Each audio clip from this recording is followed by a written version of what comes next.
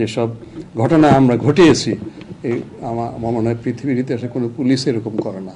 হয়তো অপরাধ করেছেন 10 জন, ওইখানে তারা 1300 নাম দিয়ে দিচ্ছেন। যিনি মারা গেছেন তার পিতাকে অথবা তার আত্মীয় স্বজনকে ওই প্রভাবান্বিত করে ওই মামলাতে হয়তো অপরাধ করেছেন 10 জন, ওইখানে তারা 1300 নাম দিয়ে দিচ্ছেন।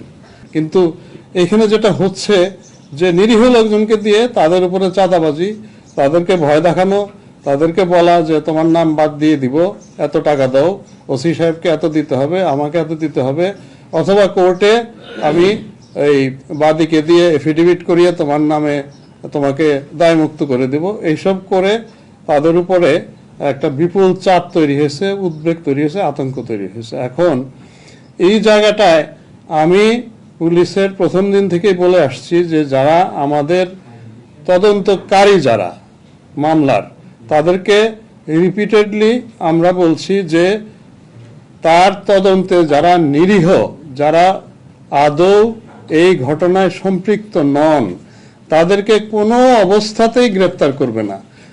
এর সাথে এখন আমি বলা শুরু করেছি যে গ্রেপ্তার তো করবেনই না, উল্টা খুঁজে খুঁজে তাদেরকে ফোন করবেন অথবা তাদেরকে অন্যের মাধ্যমে বার্তা দিবেন যে আপনি ভয় পাবেন না, আমার এখনকার যে তদন্ত যতটুকু হয়েছে তাতে মনে হচ্ছে যে আপনার কোনো ইনভলভমেন্ট নাই, অথবা এই হয়।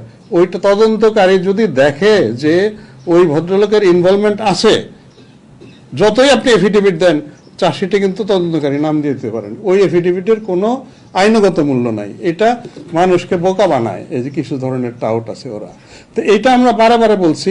আমি আপনাদের মাধ্যমেও এই সমাজের সবাইকে বলতে চাই যে এইটা আপনারাও একটু আমাদেরকে হেল্প করেন।